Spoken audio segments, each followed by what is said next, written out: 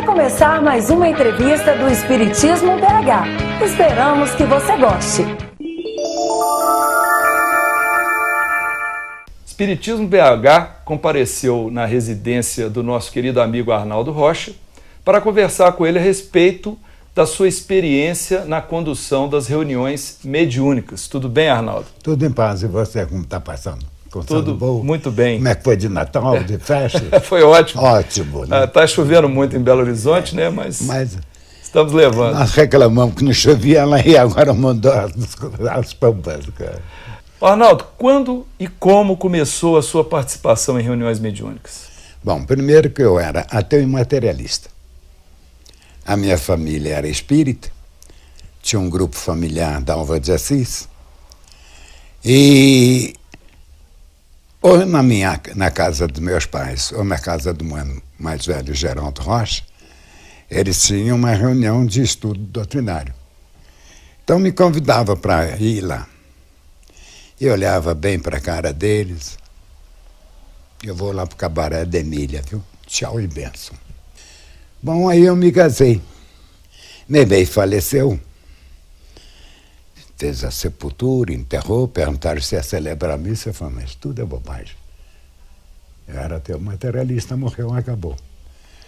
Acontece que durante o período de doença de Memê, que durou 3 meses, eu de 72 quilos de músculo, eu estava pesando 54. Naquela época, 46, o pavor no mundo era tuberculose. Né? Aí eu, quando voltava do trabalho, fechei a casa, nós chamamos uma casa ali em Santo Antônio, e fui morar com meus pais na rua Curitiba, quase esquina de Amazonas. Eu voltava do trabalho, fui dar umas voltas na Praça Raul Soares. Caiu um temporal violento. Eu já estava cansado, até eu subir Amazonas, eu ia apanhar mais de chuva. Me lembrei que o mano morava um quarteirão acima, ali na rua Timbiras. Cheguei lá, toquei campainha, Luísa, minha cunhada, uma criatura admirável, mandou que eu entrasse. Eu fui, estava o povo assentado, 6, 8 pessoas, não sei. Esse povo vai fazer a reunião espírita. Uma hora que eu entrei aqui, não entro. Aí entrei, ela me deu uma roupa do mano, nós assentamos, mandou que eu descesse. Vamos imaginar que isso aqui fosse a mesa. 3 metros do lado de cá, 3 de cá, o mano do lado de lá, e aqui uma senhora, Eni Façanello, uma senhora, devia ter 60 anos, tinha a pele mais enrugada que maracujá maduro. Aí fizeram as preces e eu fiquei assim no cantinho. Começou a reunião, eu olhava para a janela, o temporal caindo, falava, papagaio, que bobagem que eu fiz entrar aqui. Bom, diminuíram a luminosidade, aquela criatura, a do Eni, como se fosse uma pessoa desesperada, rasgou-se toda, e vomitando sangue. Ela teve ruptura do pulmão. E eu olhei bem para aquilo e pensei cá comigo, quando eu estava, acabava com essa história. Olhava, o temporal está caindo. O mano levantou, começou a falar com aquela criatura, com aquilo, para mim aquilo era aquilo. E eu fiquei pensando, prestando atenção na palavra do mano, fazendo. Sabia que o mano tinha uma palavra tão agradável, paciente. E aí eu olhei para a médium, ela havia parado de fazer aquele gesto. Falou uns 10 minutos. O médium está lá parado. Aí perguntou se queria se dirigir a alguém. Eu cá comigo falei, isso é uma palhaçada. Primeiro é um monólogo, agora nós vamos ter um diálogo. Durante o período que o Memê estava doente, ela costumava falar que, olha, a vovó Antoninha vem me buscar. Ela vai me levar para um lugar muito bonito. Você vai ficar sozinho. Então ela passou a me chamar de sozinho.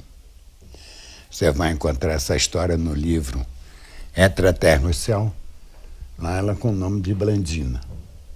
Então a vovó cuida de uma organização católica. Né? Aí, meu filho, a criatura falou assim, me meti, não dizia realmente, e sim como os portugueses, realmente.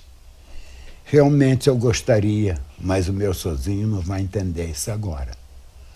Aí eu olhei para a cara da velha, estava lisinha, foi a primeira vez. Não sabia que havia essa transfiguração. Acabou a reunião, não veio conversar uma coisa, outra e tal. O temporal estava caindo, o mano foi me levar em casa. E lá chegando, mamãe estava sentada, com 2 livros na mão. Você compreendeu o que é que aconteceu, meu filho? Eu falo, Luísa já lhe telefonou, mamãe? Eu falei, não. Meu padrinho esteve conversando. O padrinho dela, Monsenhor Horta, era padrinho de Crisma, não sei o que significa isso. Então ela me contou e tal coisa, me deu um livro. Um tal do Evangelho segundo o Espiritismo e o Livro dos Espíritos. Eu varei a noite lendo e não entendi bolhufas de nenhum dos dois. Isso foi no dia 1º de outubro. Dia 2, eu saí de casa, Curitiba, a hora que eu vou atravessando Tamoios, vinha o doutor Camilo Chaves. Doutor Camilo Chaves era o presidente, então, da União.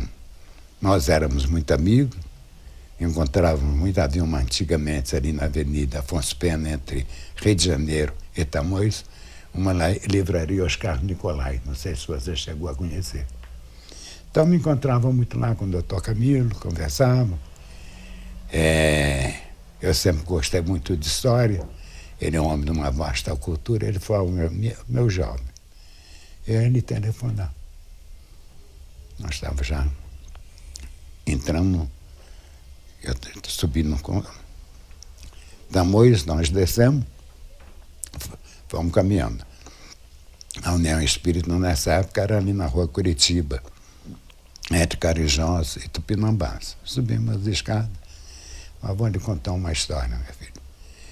Nós temos uma reunião espírita, explicou o que era uma reunião espírita, etc. Eu estou calado, né?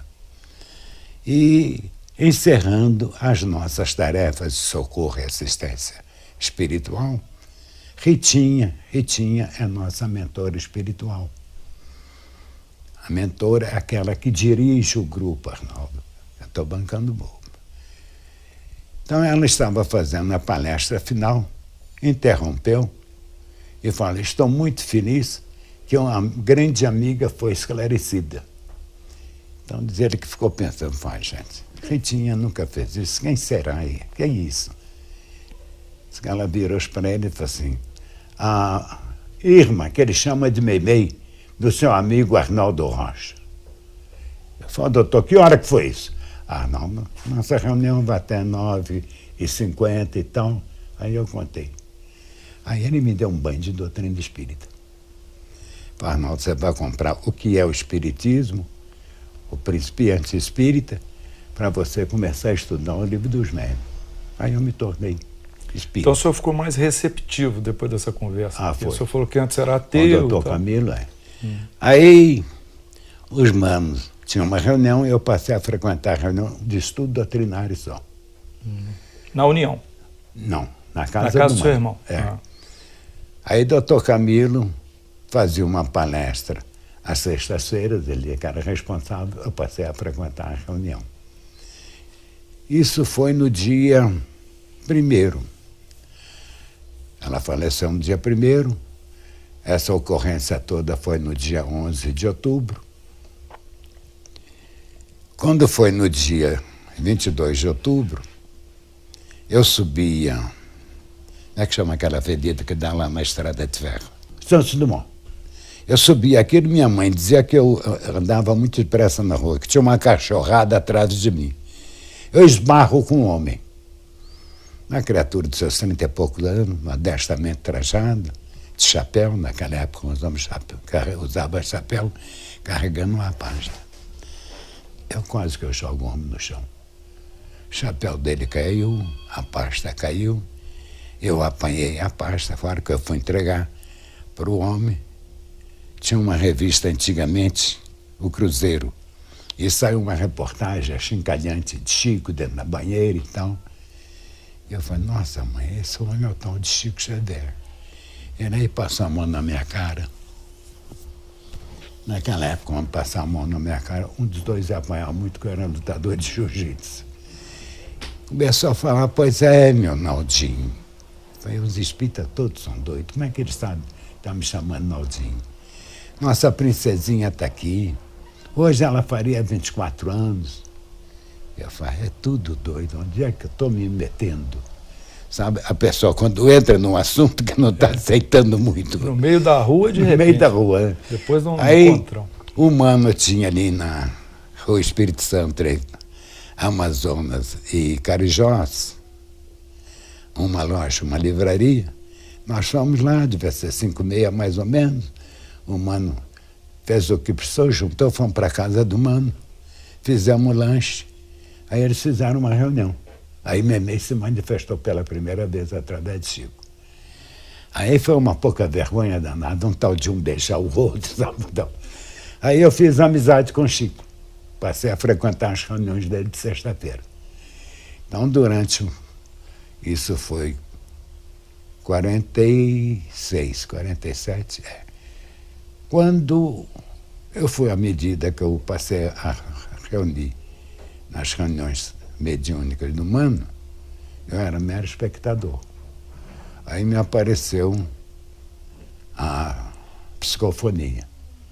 Até 48, eu atuava como médium psicofônico. Isso lá em Pedro Leopoldo? Não, na casa do Mano, seu irmão. no grupo do meu irmão, né? O grupo da Álvaro de Assis. E quem dirigia essa reunião era o Geoffrey Landes, um amigo muito querido, coronel da polícia, e amicíssimo de Juscelino Kubitschek, que era médico lá no Hospital Militar. Não sei se ele era capitão, não sei, eu sei que ele era... Não. E ele serviu Juscelino na prefeitura, no governo. Às vezes ele chegava em cima da hora da reunião. E, além do Joffre, tinha eu como médico, Luísa, minha amiga, como médico, Noemi, 3, 4, mais 2 moças. Então, eram 1, 2, 3, 4, 5 médios. Então, essa sua mediunidade, ela apareceu depois que você começou na reunião com seu irmão? Antes não tinha sentido nenhum fenômeno? Não. Já estava estudando o livro dos médios, essa coisa. Aí, eu assentado aqui, e aqui uma senhora, a tal de Eni, médium excelente, uma beleza. Manifesta-se uma criatura nervosa, autoritária, prepotente. O Joffre estava ocupado com outro caso. Foi a primeira vez que eu vi 2 manifestações ao mesmo tempo. E um companheiro nosso, que não interessa falar o nome dele, foi conversar com a pessoa, e os famosos dirigentes de reuniões mediúnicas têm a mania de querer doutrinar a criatura. Doutrinar é bom sinônimo, é catequizar. Você vai ouvir a criatura. Ele começou a falar e tal, cheio nervoso para chuchu, a entidade. Eu falei, não, meu amigo, é porque hoje o senhor está estrada de Damasco. Sua besta, eu conheço o Brasil todo, nunca ouvi falar nessa estrada. Eu falei, o trem está feio. Como eu estava sentado do lado, eu comecei a orar. Mentalmente fui envolvendo.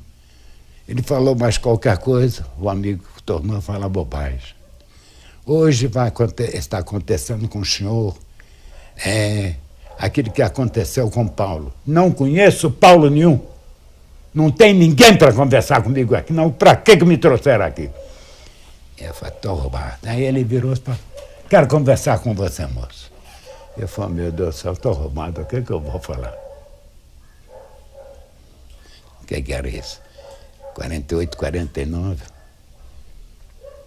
Aí eu olhei para ele e falei, olha, meu amigo, contei a minha história, a história do bebê, que eu também era materialista, etc. Fui falando. O homem foi ficando calmo, tranquilo, pegou minha mão, Eu falo, posso fazer um convite ao senhor? Vamos fazer uma prece? Fiz, o senhor está fazendo me lembrar de minha mãe. Aí nós fizemos um Pai Nosso. Ele aí começou a chorar. Aí passou na minha cabeça uma história. Eu falei, senhora, sua mãe está aí. Eu falei, por isso é que eu estou chorando, meu amigo. Deus te abençoe. Eu não tinha evidência, não tinha nada, passou na minha cabeça. A mãe dele intuição, lá. Intuição. Uma intuição. Aí acabou, antes de acabar a reunião, manifesta o doutor Cornélio, que é o mentor, não sei, ele me lembra agora, foi o doutor Cornélio, o Adalva de Assis do grupo, e falou, Arnaldo, na semana que vem você está com a responsabilidade de dialogar com os visitantes. Eu cá comigo estou roubando. Acabou a reunião, eu falei, olha, gente, eu vim avisar vocês, eu não posso vir mais à reunião. Às vezes eu estou saindo lá do Palácio da Liberdade, 11h30, meia-noite. Que indiscutivelmente Juscelino mudou esse estado de Minas Gerais. E o Brasil também, né? Nós vivíamos à custa de café, ele trouxe indústria para cá. Quarta-feira, quinta-feira, eu zarpei para Pedro Leopoldo. Chico falou, o que é, meu filho, que você está apavorado? Nem cheguei a falar o que eu queria. Ele enfiou a mão no bolso. Hoje, Emmanuel me deu um papel, uma notícia. Diz ele que a voz que comandou tanta guerra, levou tanto sofrimento, seja utilizada para consolar, esclarecer, orientar. Eu falo, Augusto Zura, eu não tenho evidência, como é que eu vou saber se é homem ou se é mulher que eu estou conversando? Eu falo, mas mano, disse que vai botar a mão na sua cabeça e vai desenvolver a sua intuição. Então eu comecei a frequentar a reunião calmamente. Toda sexta-feira eu ia para a reunião pública do Luiz Gonzaga. O grupo da Alva de Assis continuou. Eu me afastei para ver as reuniões, ouvir as reuniões do Dr. Camilo na União Espírita Mineira. Com essa história do Chico, eu passei a sexta-feira a reunião lá em Pedro Leopoldo, no Luiz Gonzaga, e passei a frequentar as reuniões de segunda-feira, que era também a palavra do Efigênio Salles Vitor, um amigo muito querido, que Deus o abençoe, tem me amparado muito tempo, ou então o doutor Camilo. Com o tempo, a gente foi fazendo amizade com o Chico. Eu demorava mais, só voltava na segunda-feira. E nessa época ele morava na casa da Lúcia, depois ele fez uma casinha no terreno da Luísa, fez a casa, e de vez em quando ele me falava umas coisas. Eu olhava para ele, às vezes eu chegava, eu via e falava, você andou chorando? O que foi, Augusto Zura? Não, ele nunca se abria. Então, o quarto, minha cama era aqui e a dele aqui. Uma noite eu acordo com um barulho estranho. Já são umas 3, 4 horas da madrugada. A janela estava aberta, que estava um calor danado, um luar muito bonito. Chico estava mais ou menos dessa altura assim, mais de um palmo. Em cima do colchão. Levitando. Não, parado. Todo torcido. E eu falei, o que é isso? Gemendo. Passou na minha cabeça, faz parte dispersivo. Que eu atuava às sextas-feiras no setor de paz com o Dr. Rômulo Joviano. Aí fui dando passo, orando. O corpo dele foi abaixando lentamente. Chamei, ele acordou, apavorado, com os olhos esbugalhados. Pediu água com açúcar, eu levei, ele tomou. Eu falei, o que é? Não perguntei nada. Falei, Arnaldo, nós precisamos fazer umas reuniões mediúnicas. Que quando eu estava frequentando as reuniões mediúnicas na casa do Mano, Chico, até então, nunca havia aparecido lá. Então ele começou a ir, de vez em quando o Dr. Rômulo Joviano, porque ele reunia às quartas-feiras na casa do Dr. Rômulo Joviano. Rômulo Joviano era o chefão lá na Fazenda Madeira, onde Chico trabalhava. Aí ele virou e falou, olha, meu filho, sonhos das entidades, adversários da doutrina, compromissos do passado. Nós precisamos fazer uma reunião mediúnica. Eu falei, Augusto Zura, não inventa moda não, meu filho. Você tem reunião segunda-feira, quarta-feira, sexta-feira. Eu tenho reunião segunda-feira, na quarta-feira e sexta-feira estou aqui. Nós vamos passar a fazer uma reunião mediúnica, às quintas-feiras. Então nós começamos o grupo. Eu queria botar o nome Casa de Allan Kardec, ou Casa Espírita. Chico falou, não, Grupo Memei. Aí começou o Grupo Memei em 52. Então, no Grupo Memei, tinham os amigos que iam de Belo Horizonte para lá, o Mano, a minha cunhada, mais duas amigas, boas médias, e companheiras de Chico, mediunidade. Então, Chico me contou, falou, olha, nós tínhamos essas reuniões de intercâmbio ao tempo de José Xavier, o amigo querido, irmão querido dele. Ele faleceu, nós continuamos com o grupo. Acontece que a pessoa que era responsável para dialogar com as entidades era uma criatura um tanto ou quanto prepotente. E um problema meio desagradável. Alguém sugeriu à pessoa, dá-lhe o evangelho. O Chico entendeu o pé da letra. Pegou o evangelho, tacou na cara de Chico. A entidade foi embora. E o Chico foi uma semana com o rosto todo inchado. Então ele me contou, falou, mas que besta essa? Falei, não, coitado, ele era ignorante. Aí nós começamos a reunião. Aí, um amigo muito querido, o José Gonçalves Pereira, que era um companheiro nosso de São Paulo, era o gerente-geral da Lever no Brasil, era espírita, ia sempre com frequência, ele e o Joaquim Alves colaboraram, nós compramos um pedaço de terreno e fizemos um Memei. Memei era numa simplicidade medonha. Entrada assim, 2 vezes isso, o prédio era uma sala maior do que essa, um vaso sanitário. Hoje o Memei está muito bonitinho, os meninos arrumaram. Aí nós começamos uma reunião. Aí, no início, era eu somente que dialogava com as entidades. Era desobsessão, então. De desobsessão. Como eu detesto a palavra de desobsessão, eu costumo falar de reunião de intercâmbio e enfermagem espiritual, tanto para nós quanto para eles desencarnados.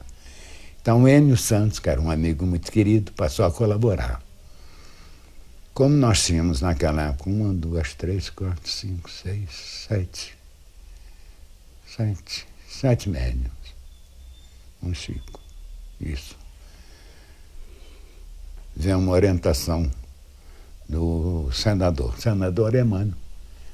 Então, o Chiquinho Carvalho, cunhado de Chico, casado com a Lucília, nós 3 passamos a atender. Cada um atendia um caso, etc, etc. E isso foi até Chico para Uberaba. O grupo continuou. Aí eu trabalhava na Belgo Mineira, eles me mandaram para Brasília. Eu fiquei lá 15 anos. Bom, aí eu voltei para cá. Quando chegou em 83, a situação do Brasil não estava muito boa, não. E a Belgo tinha funcionário com 55 anos de casa. Nessa época o Chico já tinha mudado para Uberaba? Ah, já tinha ido para Uberaba. Quando eu fui para Brasília, ele já tinha ido para Uberaba em 59, ou 59, 60. Aí, quando eu voltei, fui ver a reunião do Memei. Acabou a reunião, chamei o Chiquinho Carvalho. Chiquinho, por que você está permitindo isso aqui? Tinha mais 2 médicos, o mano mais velho, o Geraldo. Ele começou na Umbanda, depois é que ele tornou-se espírita. Essa história de entidade manifestar e mandar tomar banho de descarrego, meu filho. Nós fazemos a doutrina espírita, com todo o meu respeito à Umbanda. Ah, Arnaldo, eu já falei, criou problema. Eu tirei Xavier e falei, a chave do neném. Eu não volto mais aqui. Aí eu comecei, doutor Camilo, amigo, nós começamos a fazer reuniões e tal. Ele me cedeu uma sala. Eu tinha um grupo de estudo às terças-feiras à tarde, de amigas que os maridos são chatos, não deixam sair à noite. Aí eu fui vendo a mediunidade, 1, 2, 3 até hoje estão conosco no grupo. A Carmen, a Minerva e a Marília, mulher do Dumar. E depois eu resolvi organizar uma reunião de intercâmbio. Arranjei um grupo amigo. Aí o Dumar apareceu. Esse grupo era dirigido anteriormente pelo o Fontana. Ele se afastou. Então eu tomei conta do grupo. Cheguei lá no grupo, tinha 20 pessoas. O rapaz estava dirigindo, só vai dirigir comigo. Eu vou vir a reunião de vocês. Levou meia hora fazendo a prece dele. Daí a pouco os 20 médios entraram em trânsito. Aqui, com o Arnaldo Rocha. Levantei baixinho, fui no ouvido de 5 ou 6. Meu filho, não engana não, viu? Fica quietinho. Bom, na segunda semana, dos 20, eu falei, olha, nós vamos fazer, estou vendo, o conhecimento de vocês de doutrina é muito pequeno. Ninguém falou nada. Nós vamos começar a estudar o livro dos médiuns. Vocês vão me fazer um favor, trazer o livro dos médiuns, para vocês saberem o que é uma reunião mediúnica. Dos 20, só apareceram 6. Falou que era para estudar, ninguém quis ficar. Dos 6, com o tempo, durante uns 2 meses, nós só fazíamos reunião, fazíamos uma prece, orávamos. Aí nós organizamos o grupo, foram chegando os amigos. Um dia o Pércio Godoy, que eu falava às segundas-feiras, e quando o neném e o Peralva estavam doentes, eu falava no salão, estudo, à sexta. Aí, Peralva falou, Arnaldo, vamos, amigo, procurar você, quer te conhecer.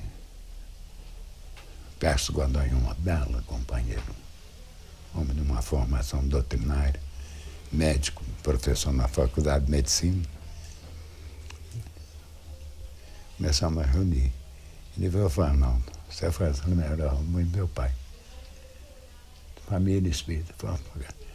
A entidade se manifestava, só falta você fazer o que ele fazia. Põe a mão no queixo e ficava ouvindo o espírito. Eu falei, para dialogar com uma pessoa, ele tem que deixar ele falar. Então, o Pércio começou a frequentar a reunião. Falei, Pércio, Deus não está passando bem. Quarta-feira, você dirige a reunião. Falei, eu posso? Falei, você não é médico? Você não faz anamnese dos doentes?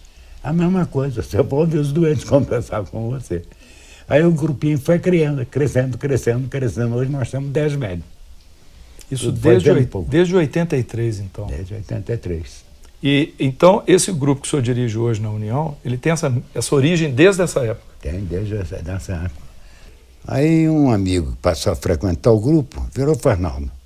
Por que nós não fazemos psicografia? Meu filho, eu faço reunião de desobsessão, de intercâmbio de enfermagem espiritual. Não mexo com reunião de psicografia, não. Então, na sua reunião, é só psicofonia? Só psicofonia. E o critério que o senhor usou ao longo desses anos para admitir outros médiuns psicofônicos? À medida que eu vou conversando com a criatura, vendo até onde vai a sinceridade dele e o conhecimento doutrinário. A única coisa que você faz dentro da doutrina espírita é dialogar com os espíritos. Eu tenho aprendido muito mais com eles que com os livros que eu leio. As pessoas que frequentam a sua reunião dizem que o senhor gosta de chamar o seu grupo, a sua reunião, né, de reunião de pronto-socorro. Pronto-socorro. Por que o senhor trata dessa forma? Você estava presente. Pércio Godoy, Dumar, eu, Arnaldo, para atender as manifestações. Se médio A está aqui, médio B está aqui, o salão lá não me comporta. Eu sempre ponho um médio, um neutro e outro médium. Então, 3 manifestações concomitantes. Até 4 às vezes a gente permite, desde que não sejam manifestações juntas. Então, você está atendendo, entrando, manda ele controlar. Primeira coisa do médium é ele aprender a se controlar. Tudo tem hora. O médium psicofônico, né? Médium psicofônico. Aí o Pércio, Deus o chamou. Como o Marcelo, filho dele, já frequentava, é o pai cuspido descarrado, maneira de falar. Então, hoje, Dumar, eu, o Marcelo e o Silas, o filho do Dumar. Esses são os que doutrinam, são os dialogadores. 4 manifestações ao mesmo tempo. Só que eu falo, vocês vão dialogar. Não tem que gritar nem nada. Você está conversando com ele, calmo e tranquilamente. Nas casas espíritas é incomum manifestações simultâneas. Geralmente é uma de cada vez. São grupos pequenos, 6, 8 pessoas, mais ou menos, de modo geral. Então, a primeira vez que o Pércio foi à reunião que ele viu, eu falei, Pércio, isso aqui é um pronto-socorro, meu filho. Nós temos, naquela época, tem 8 médios. Então, trânsito, cada um entra, você vai e atende. Então. O senhor me convidou para ir na última reunião agora de 2011 e eu fiquei muito honrado e como visitante eu também estava curioso. E teve um certo momento que eu observei que realmente tinham acho que 6 manifestações simultâneas. E os diálogos eram suaves, ou seja, o dialogador fala baixinho ali só para o espírito. Está conversando com você e não com ele. De forma que não perturba, a dialogação de um não perturba a do vizinho. Nós dois estamos conversando. Assunto que for. Ele está com outro amigo conversando. A gente incomoda de lá e somos incomodados por cá. Então tem que ter um cuidado muito grande. Por isso que eu falo, se médio A, entre trânsito B também, você está atendendo A, controle. Primeira coisa que eu peço ao médium, tenha controle na manifestação. Toda manifestação mediúnica, seja ela na psicografia ou na psicofonia, tem um substrato muito expressivo do médium.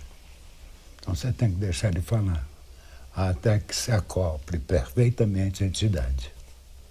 E com relação à presença dos visitantes na reunião, qual o critério que o senhor adota para admitir pessoas para poder assistir essa reunião? Gente que eu conheço, que conhece a doutrina, e que está lá não com curiosidade, com amor. Então lá ajudando vibracionalmente também.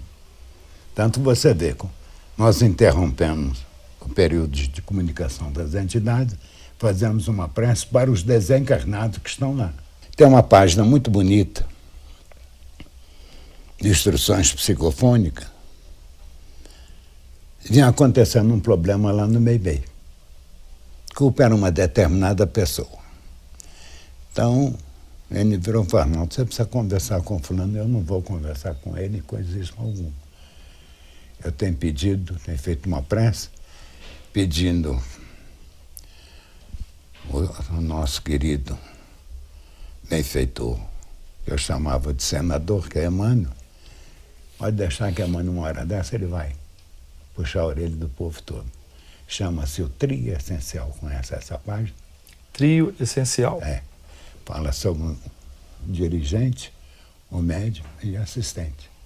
Ninguém está ali para ouvir espírito, não. Está ali para colaborar, doando fluido. Porque se eu estou dialogando com entidade aqui, ele com outra, aqui os espíritos criam as imagens daquilo do drama da criatura. Lá já é outra coisa. Então aqueles lá são colaboradores, são doadores. E as manifestações dos mentores, eu digo, após o atendimento aos socorridos, né, vêm as manifestações dos mentores. Isso é uma prática comum, habitual? Faz-se, por exemplo, interrompe-se o trabalho do socorrista... Após a prece que nós fazemos, em benefício do desencarnado, aí fazemos uma prece em benefício das criaturas enfermas, etc., aqueles que colocaram o nome. Ainda fala, mentaliza pessoas que vocês estão pensando, pensar uma coisa, mentalizar outra. Então aí nós deixamos, começamos às 7h30, quando é ali para volta de 8h40, Aí nós oramos para a manifestação dos amigos espirituais, os benfeitores. Quais são esses benfeitores que já passaram por essa reunião, que o senhor se lembra, assim, que se destacaram mais? Se eles estiveram por aí, eles mostraram a cambada toda. Chico, Emmanuel, Teresa de Ávila. Outro dia fiquei engasgado até aqui, porque veio Lívia, e meu ombro doía para chuchu. Eu emocionado. Pô, gente, tinha mais de 50 anos que eu não via Lívia. Lívia do há 2000 anos. Sim. E eu emocionado, foi, gente. Estávamos reunidos lá em Pedro Leopoldo. Chico, Clóvis Tavares, Romanelli, o Joaquim Alves, de São Paulo. Aí, eu não me lembro se foi Romanelli que começou a conversar com o Clóvis, ambos de uma vasta cultura, sobre Lívia. Aí eu olhei para a cara de Chico, as lágrimas escorrendo. Ele falou: meus amigos, estão nos aconselhando para com essa conversa e fazer uma prece. Aí a Lívia veio manifestar. A Lívia manifestou. Então, o dia que ela manifestou, ficou numa emoção medonha. Aí eu, com dor no ombro, que eu nem podia me movimentar, pegar peso, arrebentei isso tudo aqui. Ela botou a mãozinha aqui, dessa época para cá a dor acabou. Mas eu continuo com dificuldade de movimentar o braço. Então, ela, Lívia, Pastorino já veio, Romanelli ainda não, Serinto. Eu posso voltar no Pastorino? Pode. O Pastorino, ele teve um papel importante na época lá de Pedro Leopoldo, porque ele ajudou com uma gravadora que o senhor usou para fazer o livro Instruções Psicofônicas e o Voz do Grande Além, não é isso? O Pastorino. E como é que foi essa manifestação dele contar essa recente? História. O Pastorino era padre. O Pastorino serviu lá no Vaticano muito tempo. Aí ele teve uma briga de foice danada, uma politicagem medonha. Então ele resolveu vir para o Brasil, mas como padre ainda.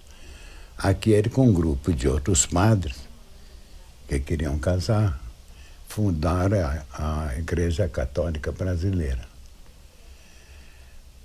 Com o tempo, ele, conversando com alguém, o Cheito deu-lhe de presente um livro dos Espíritos. Ele leu aquilo e falou: Arnaldo, o queixo caiu. A beleza no livro dos Espíritos, ele aí começou a estudar doutrina espírita. E começou a frequentar lá em Pedro Leopoldo. Nenê já funcionava. Mas ele morava no Rio, né? Ele morava no Rio. Uma vasta cultura. Então, numa reunião de sexta-feira, nós estamos lá conversando, eu contando para ele como é que era a reunião de quinta-feira e tal. Eu posso ir? Fala. Te convido. Aí nós estamos. Ele ouviu aquilo, acabou. Quando na reunião de segunda-feira, eu fui a Pedro Leopoldo para aproveitar, em vez de ficar aqui, ele estava lá. Ele falou: olha, Arnaldo, você disse que tem uma amiga que está aprendendo, está estudando taquigrafia. Isso não resolve, Arnaldo. Nós estamos lá no Luiz Gonzaga, o gravador no chão. Era um animalão desse tamanho. Tem um retrato dele lá agora no Luiz Gonzaga. Pesava uns 10 quilos, hoje é pequenininha. O braço até doía de carregar aqui. Ele levantou e falou: não, isso é para gravar isso. Nós estamos perdendo palestras admiráveis. Mera coincidência. Emmanuel encerrou a palestra e chamou para que ele ficasse perto de Chico. Ele ficou muito emocionado, achando que Emmanuel ia falar qualquer coisa. Ele falou: meu amigo, faz uma prece para uma pessoa que você ama muito. A mãe dele se manifesta. Ele chorava. Eu falei: não, Arnaldo, fica, grava isso. Aí quando fizemos tudo, organizamos, mandamos para ele, tem por aí em qualquer lugar a carta dele. Graças a Deus eu estou ajudando vocês a levar um livro para muita gente compreender o que é uma reunião mediúnica. E foram 2 livros, né? 2 livros.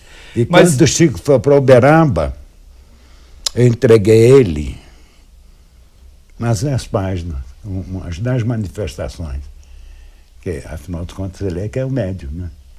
Eu falo, Augusto Zura está aqui. Isto nunca foi publicado. E eu conversava com ele, se interessou. Páginas muito bonitas. Ah, você quer ver uma? O Memei, o vizinho atrás, criava porcos.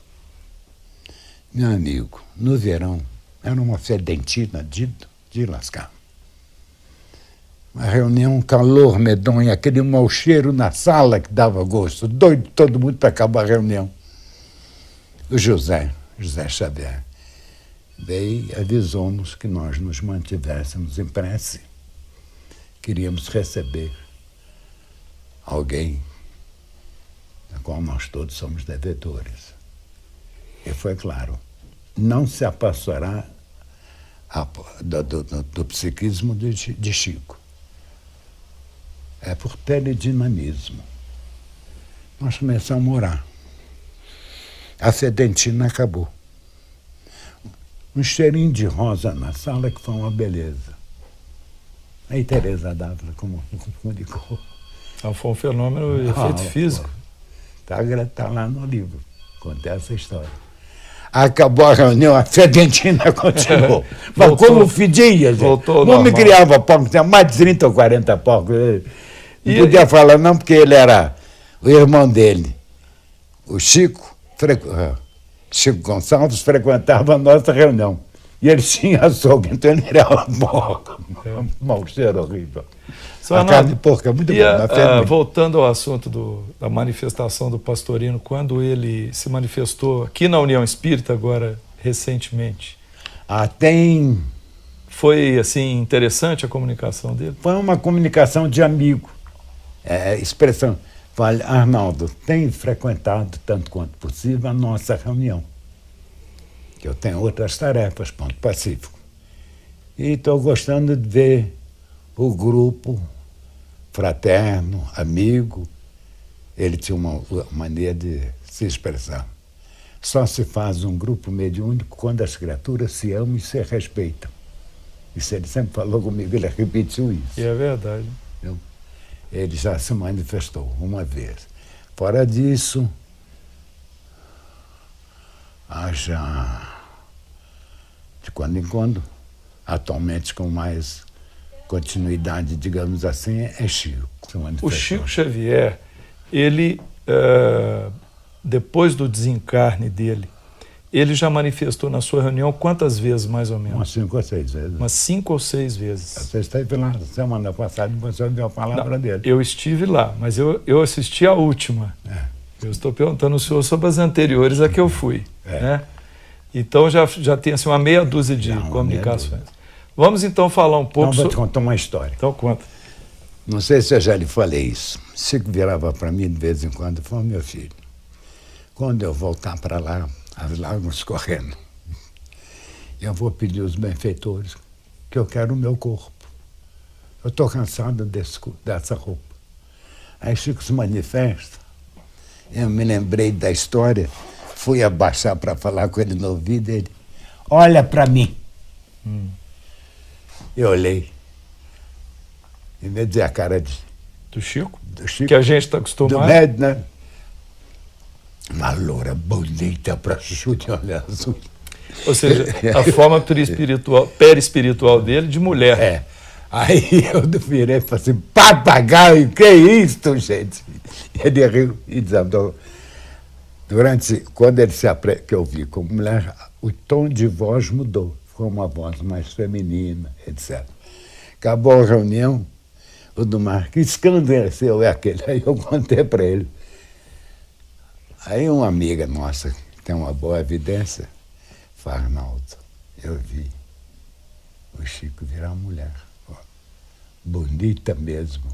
Quer dizer, é a forma perispiritual que ele prefere. Ele prefere. Mas quando ele se manifesta para as pessoas, ele se mostra como o espírito, né, se mostra como Chico. Giuseppe Supra, lá no Egito, há 3.500 e tantos anos atrás, até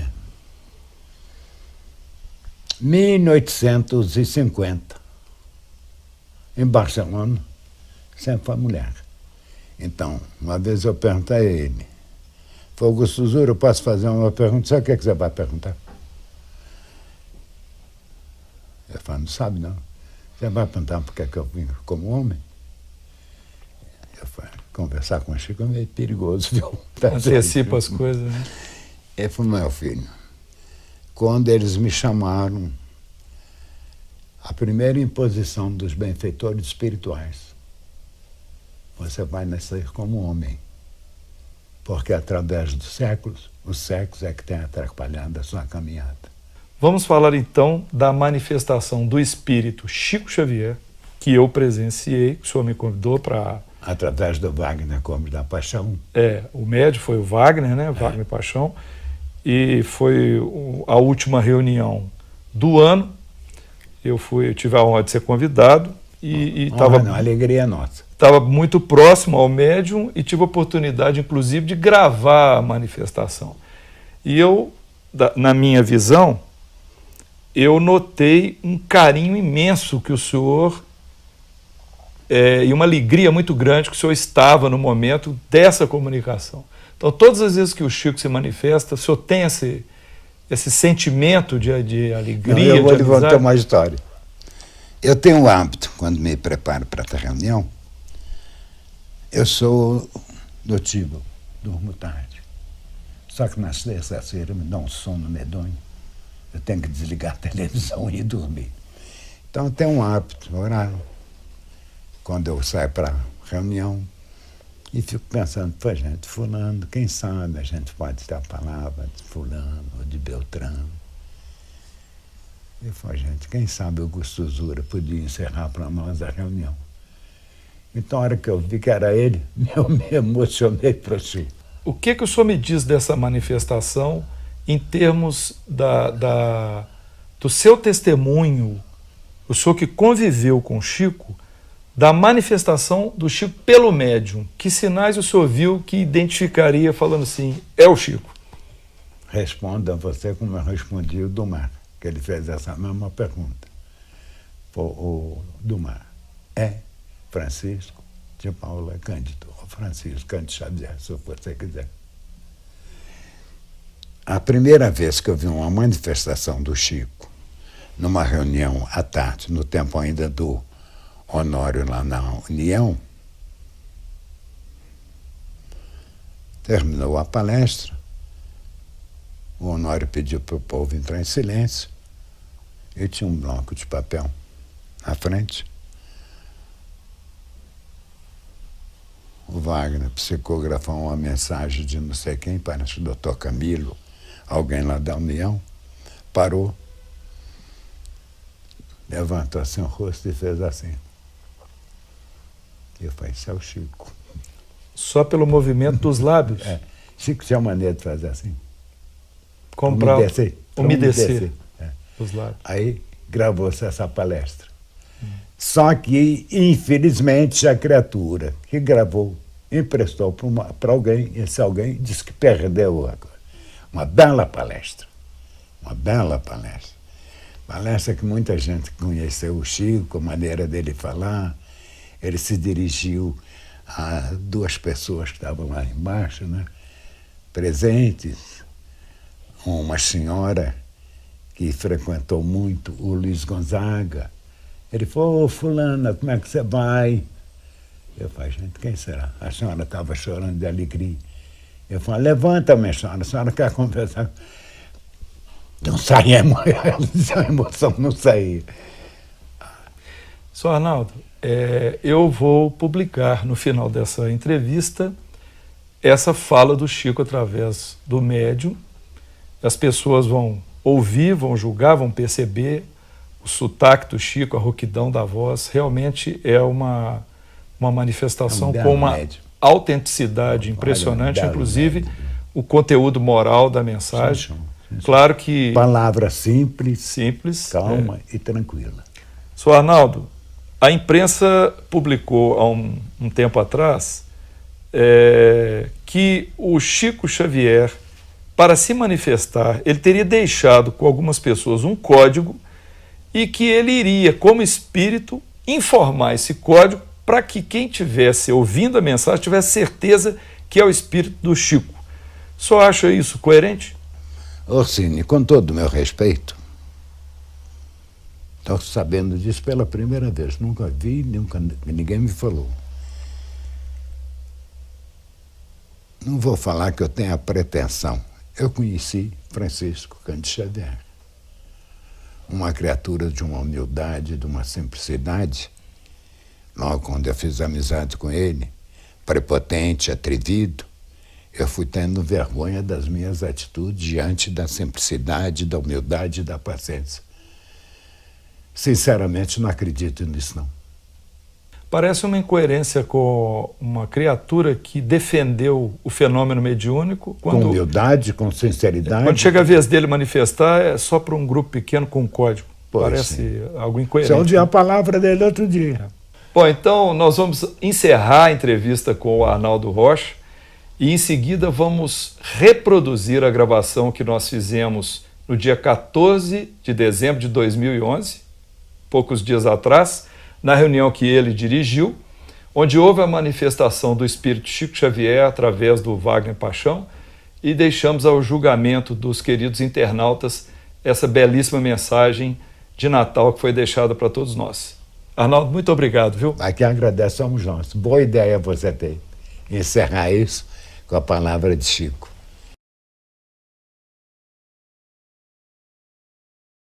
Minhas queridas irmãs, queridos irmãos presentes, meu querido Naldinho, mais uma vez a bênção do Senhor sobre todos, renovando-nos as possibilidades que são ubílimas, mas não se despreze uma semente de amor. Naldinho, a nossa luta é grande, né, meu filho? Graças a Deus. Enquanto a gente está lutando para o bem, para o amor, para a fraternidade, está muito bom. Nós estamos hoje numa contrapartida daquilo que nós vivenciávamos outrora. Tem muita gente hoje lutando contra si mesmo para manter a luz divina, porque nós no passado, quantas vezes tiramos o Cristo das religiões, e agora, meu amigo, nós temos que correr e lutar para levar Jesus aos corações, a par de toda dor e sofrimento. Que diga o nosso irmão Marcelo, porque o Espiritismo hoje é como as ondas percorrendo toda parte, sem necessidade até de uma criatura vincular-se a um ambiente físico, não é isso? Verdade. A mensagem segue e o amor é proclamado. Porque sem amor, Naldinho, é mero exercício, né, meu filho? Não se faz nada. É mero, nós nos enganamos mero movimento. Nós estamos vendo a sua sala florida e a gente fica a imaginar a beleza dos encontros fraternos, quando as criaturas vão entendendo que personalidade escraviza. Nós observamos os médiuns, cada qual com seu talento, e vamos pensando assim em reflexão, Naldinho, do quanto nós precisamos de renúncia, porque muitas vezes nós exigimos muito dos solos, exigimos muito das plantas, mas nem sempre pensamos como está esse solo, se essas plantas estão sendo bem tratadas. Não é isso, meu amigo? Sim, perfeitamente. Olha, nós estamos numa caminhada em que o amor é tudo. E a gente fica pensando quanta conquista, mas também quanta confusão, né, meu filho? Graças a Deus. Nós temos, infelizmente, que lutar contra uma rocha chamada personalidade. Nós temos uma soma, né, meu filho, de experiências, e nem sempre essa luz diáfana, suave do Evangelho consegue dissolver, não. Às vezes é preciso requisitar os oceanos para dar aquelas lambadas, né, meu filho?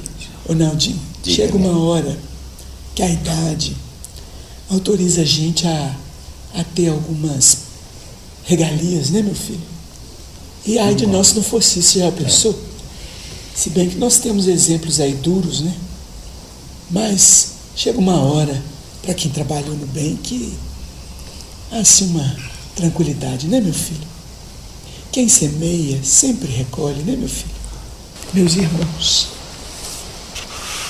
a lembrança do Natal é sempre enternecedora, porque o Natal é, acima de tudo, a recordação de que o amor divino esteve entre nós.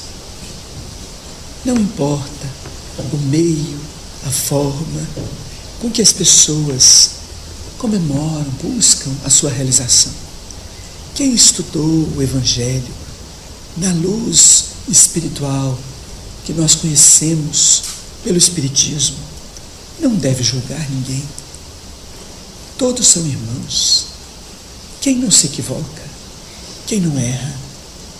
Nós não podemos cristalizar a mente, o coração no erro. Nenhum de nós é suficiente sozinho. Nenhum de nós é bastante diante da vida, seja no lar, na profissão. No ideal espírita, então, oh meu Deus, nenhum de nós é suficiente. As nossas ideias não são as melhores. Elas podem ter, sim, notas de acerto, mas não são as melhores. O que é melhor em nós é a nossa capacidade de comunhão, de respeito, de solidariedade, de incentivo ao bem. Mas nem sempre é isso que nós vemos. Nós precisamos fazer no Natal esta reflexão sobre a nossa vida. Às vezes não conseguimos cumprir os nossos compromissos. Quantas vezes não conseguimos permanecer ao lado de pessoas? Quantas vezes não temos o recurso financeiro com que sonhamos? Quantas vezes não temos os talentos que já identificamos nos outros? Quantas vezes não temos a luz espiritual que já podemos entender pelo estudo, pela observação? Às vezes não temos nem mesmo a mediunidade, mas não duvidemos. Deus fala até pelo vento. Como lançar companheiros de trabalho à sarjeta impiedosamente? A crítica ferina é o veneno que nós produzimos e que retornará para nós após procurar o alvo das nossas inimizades, dos nossos desacordos, dos nossos desentendimentos. Deus não espera isso de seus filhos. Nós temos direito de produzir o que quisermos, mas nós, diante de Deus, não merecemos esse tipo de cultivo das sarças, dos espinheiros no próprio coração. Nada na vida é injusto, nada. Nós dizemos isso com muita tranquilidade. A vida do ceareiro do Evangelho nunca será fácil. Nunca, enquanto a terra estiver vivendo essa dualidade. Nós todos precisamos nos unir no bem, pensar no bem, usar de misericórdia. Se desejamos tanto que Jesus seja misericordioso conosco, que nos valha em nossas enfermidades, que nos valha em nossa abundância, que nos valha em nosso lar, para aqueles a quem amamos, por que não vamos pensar nele de modo universal, se o Espiritismo é o retorno dele à nossa vida, para que possamos viver dignamente? Oh, meus irmãos, nós estamos num templo em que muitos testemunhos foram dados, impregnando a história da instituição. Nós precisamos muito pensar que o nosso papel não é o do advogado do diabo, na linguagem popular. O nosso papel, onde estamos, como estamos, com os valores que nós carregamos, é o de apacentar as ovelhas. Lembremos de Simão Pedro. Pedro, tu me amas? repetida a indagação 3 vezes: apacenta as minhas ovelhas. Apacentemos as ovelhas de Jesus. Não necessariamente elas estão no nosso aprisco, estão por toda parte. O papel de um ceareiro do bem é o da pacificação, meus filhos. Amemos, ainda que isso nos custe lágrimas, ainda que isso nos custe muito esforço na superação das nossas tendências infelizes. Saibamos amar e perdoar, porque não há redenção espiritual sem isso. No mais, nós nos preparamos, mas os testemunhos passam por esse amor, na sua feição de perdão e misericórdia. Que o Natal de vocês todos, indistintamente, dos presentes e dos ausentes, dos visitantes, dos desencarnados que nos ouvem, seja um Natal de reflexão profunda, de revisão do bem que podemos fazer e ainda não fazemos. Este é o nosso amplexo de amor, o nosso ósculo de ternura em cada coração. Deus abençoe a todos. Deus abençoe a todos vocês. Um Natal de muita luz, de muito amor, de muita concórdia, de muito perdão. São os nossos votos. Chico Xavier. Então, o que achou desta entrevista? Dê a sua opinião acessando o Fale Conosco. Até breve!